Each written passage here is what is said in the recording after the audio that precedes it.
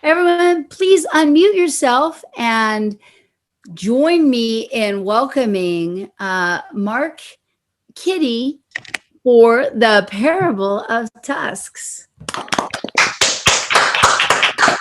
All right, you have the floor. All right. So today I'm going to talk about traditions, recognizing when they need to change, and then touch a little bit on how to go about it. This talk is divided into a few sections, and we'll start with the first half of a short story. In the times of the primes, life was a great struggle for even the most basic resources. They hunted the woolly mammoths and feasted when one was killed, but those were rare occasions. In a particularly tough time, when the last feast was a distant memory and the available foods were meager and unsatisfying, the people grew weak. Their minds betrayed them and their bodies ached and broke. One day, as the leaders met seeking solutions to their desperate situation, Juck proposed a ceremony to call for luck in the coming mammoth hunt. He had one of the great mammoth tusks that they used to mark their lands brought in and ground into a powder. He then sprinkled it in the soup the people ate that night, calling for the strength of the tusk to infuse the people with the power they needed to survive and be successful in the hunt. The next day, the people felt stronger and healthier. Their aching muscles began to relax and their minds felt more clear. Reinvigorated, the hunters went out and were able to bring home a great mammoth for the people to feast. The celebrations lasted for days, and Juck was hailed as a hero. His ceremony was passed down generation to generation and proved itself as a powerful way to increase vitality and to ease ailments untouched by other methods. Many centuries later, the Lysons discovered a correlation between the calcium they had found in some food sources and the effectiveness of the tusk ceremony. When they consumed a varied diet that had sufficient calcium, the kinds of problems that the tusks cured went away. So I'd like to switch things a bit here and transition to the second section, which provides a bit of background on Stoicism, which I'm going to borrow as a framework for considering traditions. Most of this information is paraphrased from the Stanford Encyclopedia of Philosophy entry on Stoicism. Now, while I believe that Stoicism has a lot to offer in some of its prescriptions for living well, I'm not a Stoic, at least not in line with the ancient Stoics. For instance, I don't believe in water and earth as the two fundamental passive elements and fire and air as the two fundamental active elements. I don't go along with their idea that the sage, that person who has achieved moral and intellectual perfection, is immune to misfortune, or that virtue alone is sufficient for happiness. I do, however, find value in the idea of philosophy as a practice that should be actively applied and refined. And I appreciate the push towards awareness of self and examination of one's thoughts. For a bit more background on the ancient Stoics, it was founded approximately 300 BCE by Zeno of Citium and had known adherents culminating with Emperor Marcus Aurelius in 175 ACE. The writings of the original Stoics are incomplete at best. Most of what survived comes from those in the imperial era, Seneca, Epictetus, and Marcus Aurelius, and their writings are focused on ethics. From Aetius, we know that the Stoics defined philosophy as a kind of expertise in exercise in the expertise concerning what is beneficial. They believed that once we understood the truth of ourselves and the world around us, especially the nature of value, we will be transformed. Stoicism is never purely academic. It's a practice applied to self-transformation. The ancient Stoics applied the word logic to a fairly broad range of things, including what we now call logic, but also rhetoric, grammar, theories of concepts, propositions, perceptions, and thought. The best way into the thicket of Stoic ethics is through the question of what is good, because people generally agree that possessing that which is genuinely good can secure happiness. One challenge is that the Stoics claim that the good must benefit the possessor under all circumstances, Hence, you'll get comments about the slavery of the wealthy. They would refer to something like money as an indifferent, something neither good nor bad. They do still draw a distinction between something being good and having value. So money has value and is generally preferable to no money because it's typically appropriate or suitable for us to have. So the emphasis becomes happiness consists of the rational selection of things according to nature. So it brings up this word nature, and going to dive in a little bit at how they defined it. It was a bit of a complex idea for the Stoics. It consisted of nature as a whole, like the entire cosmos, the manner in which living beings come to be, change, and perish, and also a creature's animality. So for humans, they would have mentioned our special innate endowment, the ability to reason. The Stoics had a detailed taxonomy of virtue, dividing it into four main types. Wisdom, which included good sense, good calculation, quick-wittedness, discretion, and resourcefulness.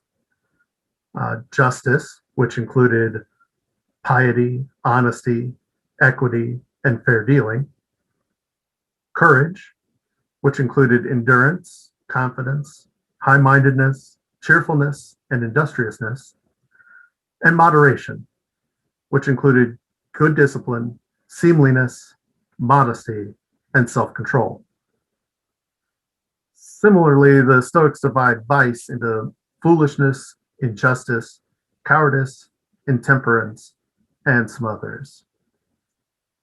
The modern definition of the word Stoic has retained a lot of similarity to the original ideas, but like the story suggests, there's a need to examine our understandings. The modern interpretation of Stoicism continues to encourage this behavior. So, going away from the ancient Stoics, they weren't the only ones to present the idea of examining your traditions. I happened across the following excerpt from the book 365 Tao while I was researching this talk, and I was struck by its relevance. Watching a performance of warriors, I was told, this fighter's tradition is 600 years old, and I saw a performance so mired in ritual, as if nothing valid had happened in 600 years. We must honor the classical without being irrelevant. Followers of Tao place great value on ancient traditions. A living and valid tradition is like a river with a long course. It brings freshness, richness, and fertility. Just as a drought-ridden place cannot bring forth sweet fruit, those without tradition have less support for their endeavors. What makes a tradition alive? The adherents must be fully capable of manifesting the greatness of their tradition in contemporary settings. If someone says that they are capable in traditional calligraphy, then they must be able to write beautiful words today. If someone says that they have mastered esoteric spiritual traditions, then they must be able to manifest the power of that spirit today. We should not ape the habits and theories of a long dead people in time in the name of tradition. We must be ruthless in this respect. Unless the force of tradition allows us to manifest a unique greatness, there is no reason to keep it. So now that we have some background on some ancient ideas about the practice of examining ideas, let's go back to the story and see how things were handled. The Lyson spread the knowledge of the source of the benefit from the ancient tales and insisted the ceremony be stopped because it made no sense in the world they currently lived in. The last woolly mammoth was long dead, so the new tusks people were hunting weren't the same anyway, and the calcium they needed was better gathered from other sources. This did not go over well.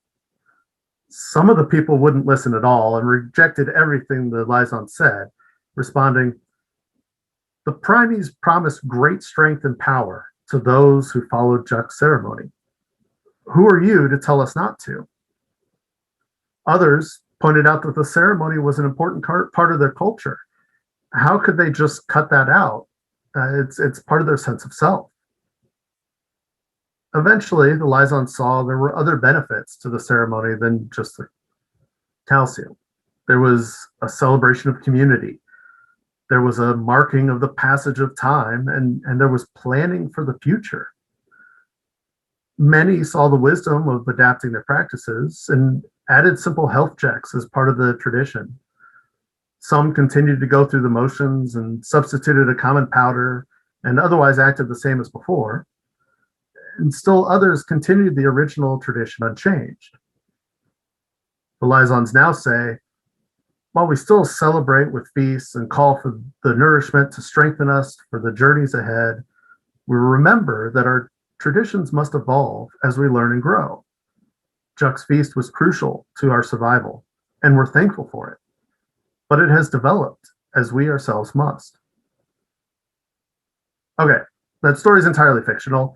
I made it up as part of a game I've been working on, but I told it here to help illustrate two things.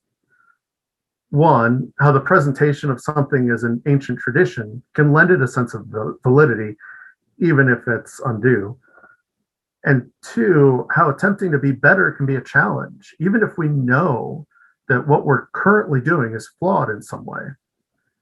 Remember, if we never find out, as Brent was mentioning earlier, that we were wrong in the past, that would be kind of embarrassing.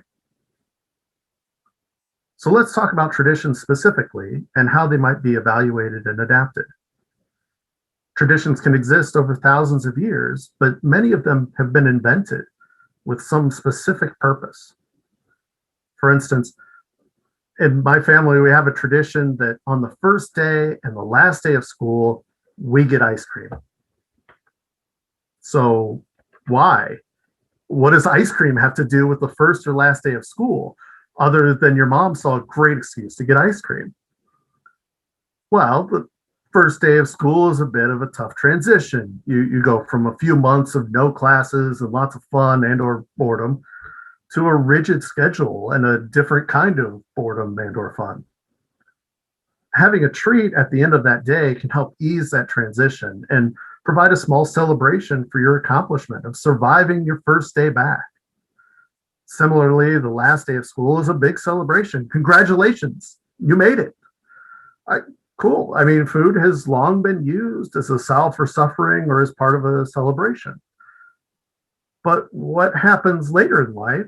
You go to grad school, and this part is hypothetical, you have also been diagnosed with diabetes.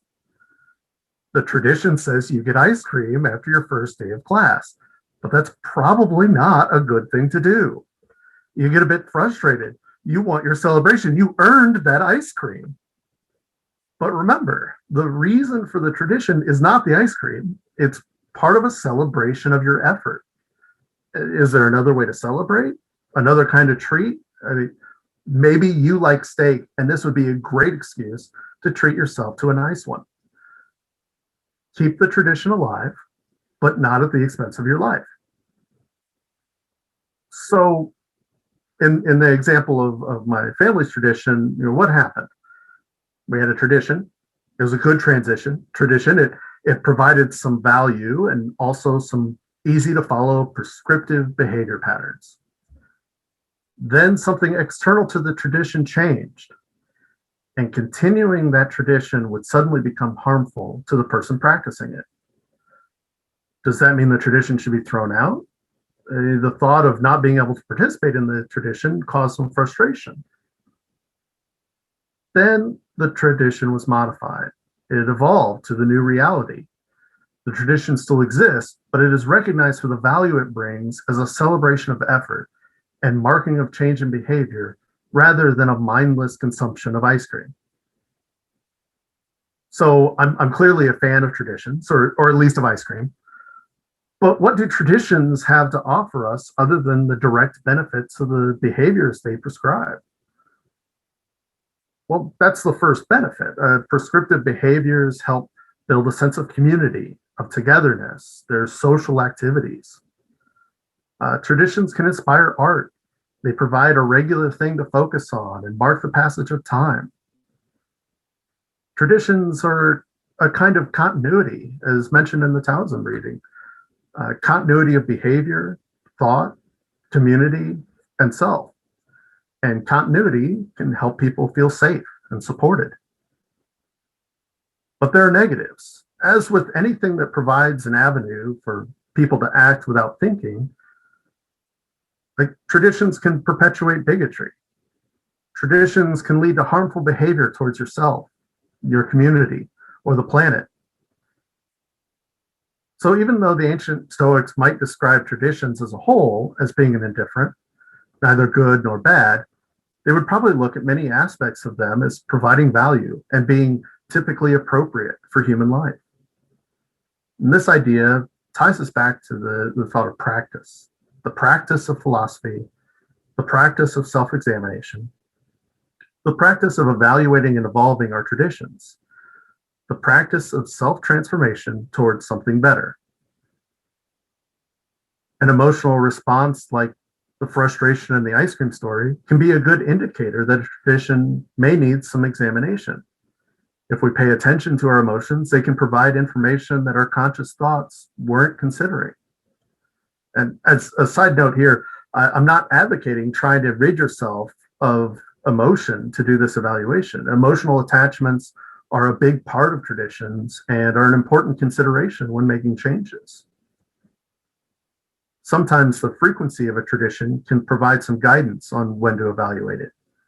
If you're doing it once a year, then maybe you evaluate it every decade or so. If you're doing it daily, maybe consider it once every few months. The interval is largely going to depend on how much risk the tradition encompasses. If it takes a lot of time, money, resources, and/or has a large potential impact on either many people or even just a few people that are outside of the practicing group, then it should be evaluated more frequently and more thoroughly. If it's something like wearing a funny hat for New Year's, then it probably doesn't need as much evaluation, especially if you're reusing that hat and not adding to a waste problem. Example of adapting a tradition. Often the trigger for adjusting a tradition is catastrophic. Some external event forces you to reconsider a tradition.